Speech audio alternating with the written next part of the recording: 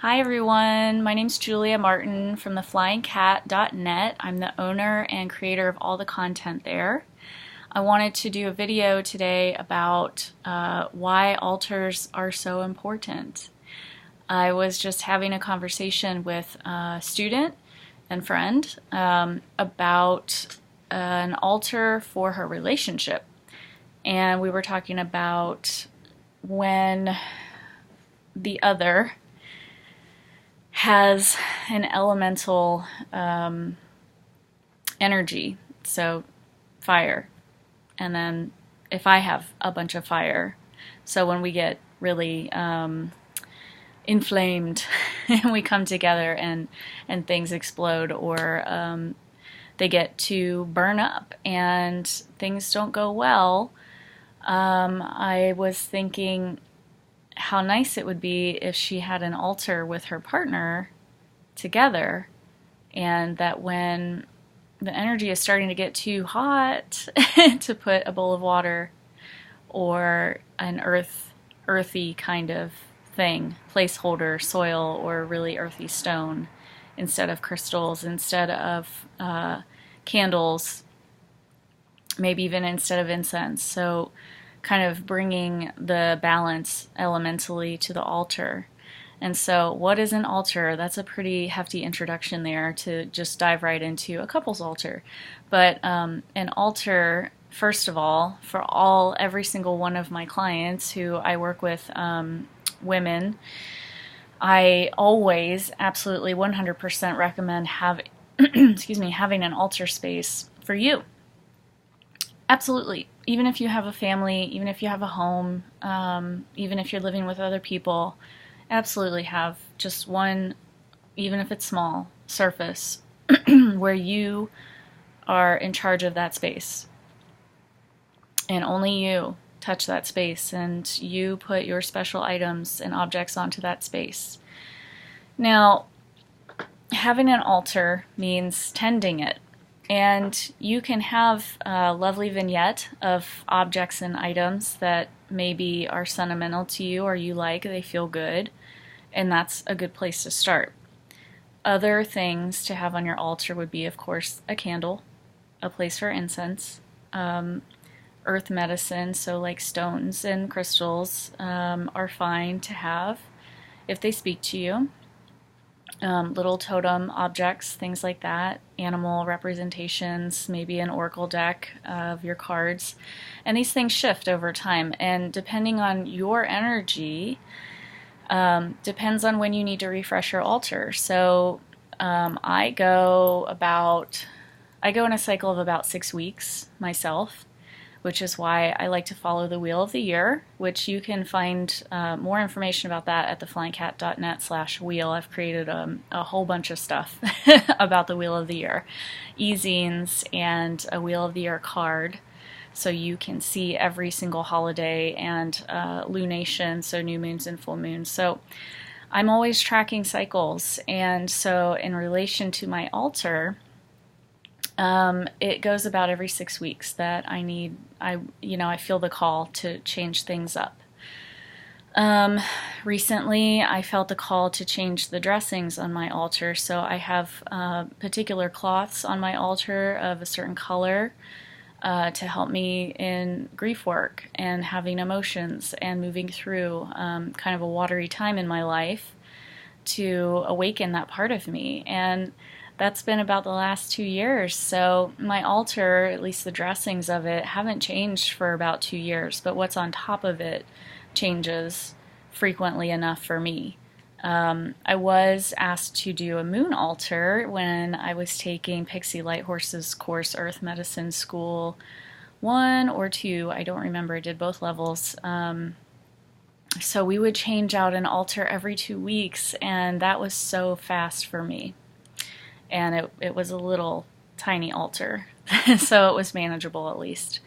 Really enjoyed that process, though, to just kind of pick up the pace a little bit and do a little more energetic hygiene that way. So I also offer moon journaling on the website, theflyingcat.net, through a subscription service that's $1 for you to get moon journal prompts, and that was sort of born out of that moon altar process.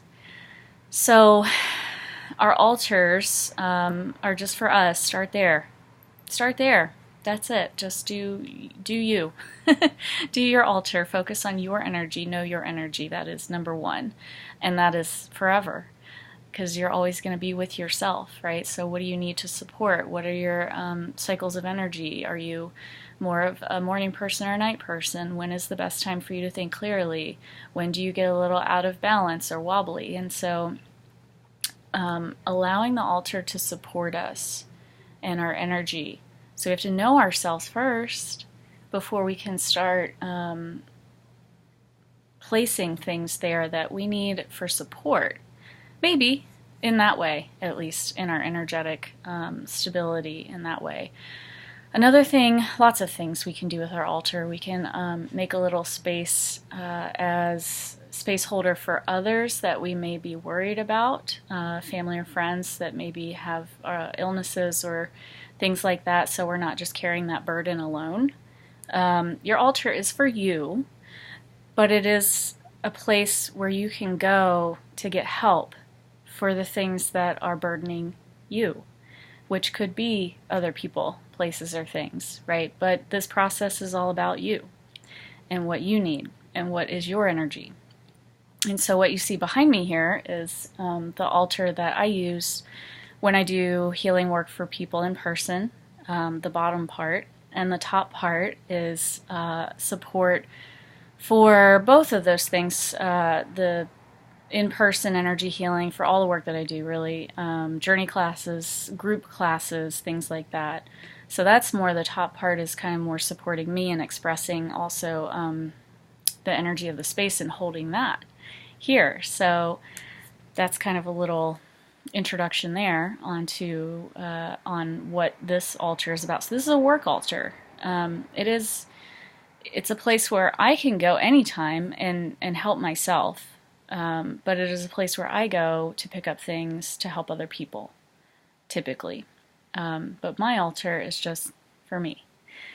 And so it would be a lovely thing for you and your partner, if you have a committed relationship like that, to share an altar.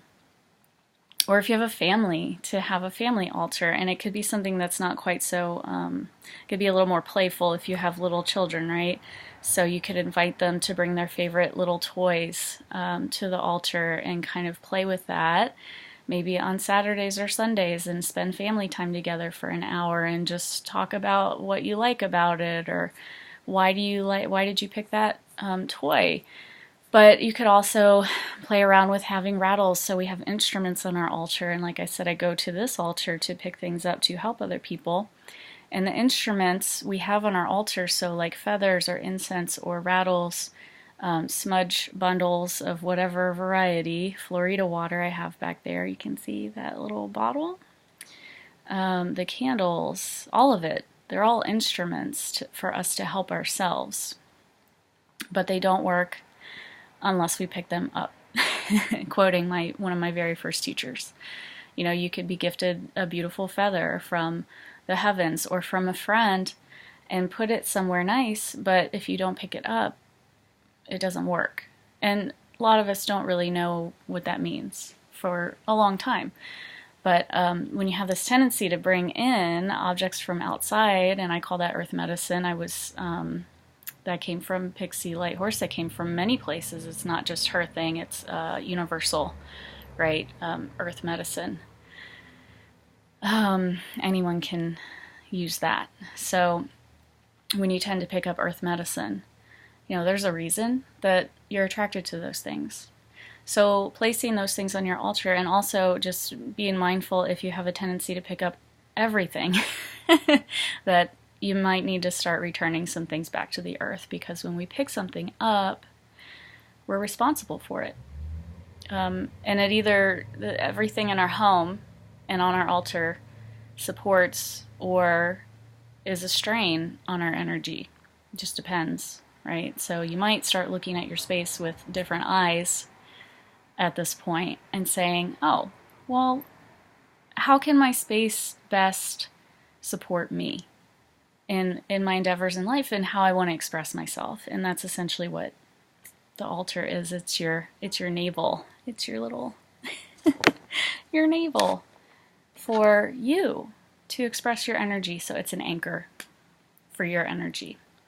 So highly recommend getting an altar, and if you have one, go touch it and go clean it and zhuzh it and give it some good smells and give it some good sounds. Some rattle or bells was something that my last teacher introduced us to, that the sound, a joyful noise, right, can uplift a space. So play, have fun, and that's the beginning of this practice. So thanks for watching this video, and write me if you have questions at info@theflyingcat.net. I'm the creator. I get your email, so I will respond to you. My name is Julia Martin. Thank you so much. Blessings.